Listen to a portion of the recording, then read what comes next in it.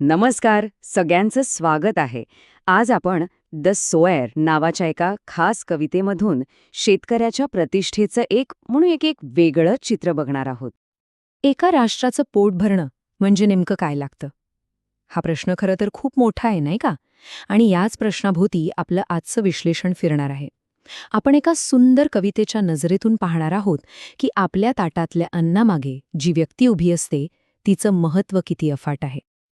बरं, तर मग सुरुवात करूया आणि सगळ्यात आधी हे समजून घेऊया की शेतीचं महत्त्व नेमकं किती आहे.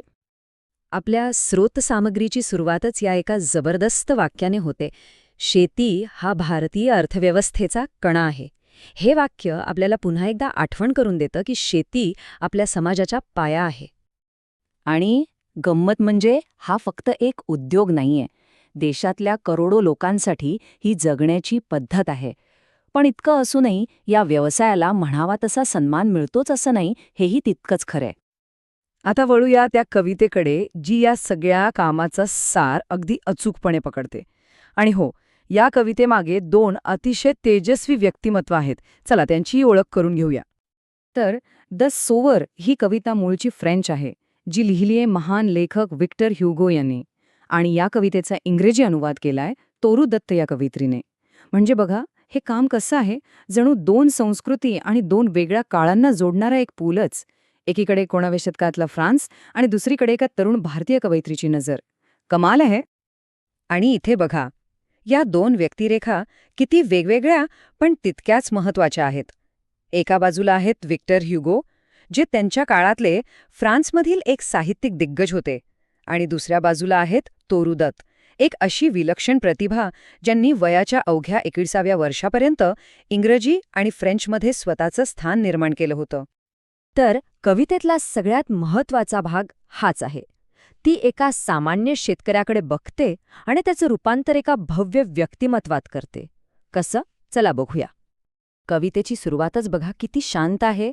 Sitting in a porch way cool, sunlight I see dying fast, twilight hastens on to rule.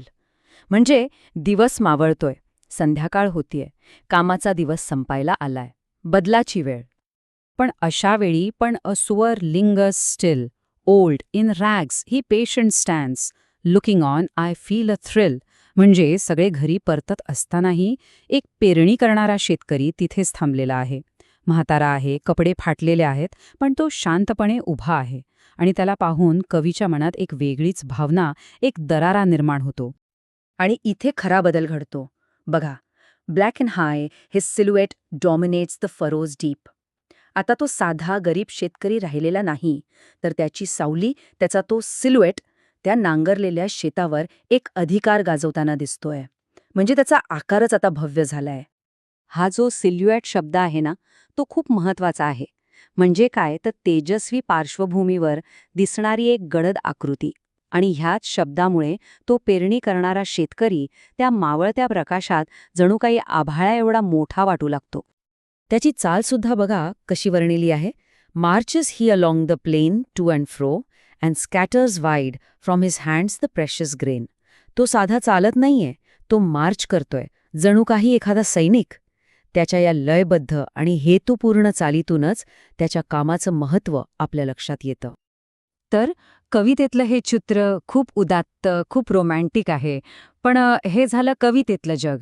आजच्या आधुनिक शेतीसमोरची आव्हानं मात्र खूप वेगळी आणि तितकीच गंभीर आहेत. चला त्यावर एक नजर टाकूया. बरोबर आहे की कविता शेतकऱ्याला एका वेगळ्याच उंचीवर नेते, पण आपली स्रोतसामग्री आपल्याला जमिनीवर आणते आणि सांगते की आजच्या शेतकऱ्यांसमोर किती मोठे अडथळे उभे आहेत. आणि ही बघा, ही आहे त्या आव्हानांची एक छोटीशी झलक. पाण्याची कमतरता, कर्जबाजारीपणा, बदलतं हवामान, नवीन तंत्रज्ञानाचा अभाव आणि बाजारातली जोखीम तर आहेच. म्हणजे पर्यावरणापासून ते आर्थिक अस्थिरतेपर्यंत सगळीकडूनच दबाव आहे. इतकी आव्हानं असून सुद्धा कवितेचा शेवटचा संदेश पुन्हा एकदा त्या पेरणी करणाऱ्या शेतकऱ्याच्या अफाट प्रतिष्ठेकडेच आपल्याला घेऊन जातो. कवी त्याच्यासाठी एक खास शब्द वापरतो, ऑगस्ट. याचा अर्थ काय, तर उदात्त, प्रतिष्ठित, प्रभावी. हा शब्द सहसा अशा गोष्टींसाठी वापरला जातो ज्या खूप प्रेरणादायी आणि भव्य असतात. मग प्रश्न येतो की तो पेरणी करणारा भव्य व्यक्तिमत्व का आहे? तर पहिली गोष्ट म्हणजे त्याचे कष्ट. दिवस मावळला तरी तो काम करतोय. दुसरी गोष्ट त्याची चिकाटी. अनेकदा पीक वाया गेलं असेल तरी तो आशेने पुन्हा पेरणी करतो. आणि तिसरं म्हणजे त्याचं समर्पण. मौल्यवान धान्य पेरण्याच्या कामासाठी तो पूर्णपणे वाहून घेतलेला आहे. ह्याच गोष्टी त्याला ऑगस्ट बनवतात. आणि कवितेचा शेवट तर बघा, his height seems to touch the starry skies. काय कमाल कल्पना आहे. तो जो चिंध्या घातलेला साधा शेतकरी होता, तो आता इतका मोठा झालाय की त्याची उंची जणू काही ताऱ्यांनी भरलेल्या आकाशाला टेकली आहे. तो आता एक पौराणिक नायक वाटतोय. आणि हाच विचार, हे सगळं विश्लेषण आपल्या मनात सोडून जातं, की दैनंदिन जीवनात आपल्या आसपास जी सामान्य वाटणारी कामं चाललेली असतात, त्यात दडलेली प्रतिष्ठा, त्यातलं ते भव्य स्वरूप आपण ओळखू शकतो का? हा प्रश्न नक्कीच विचार करण्यासारखा आहे.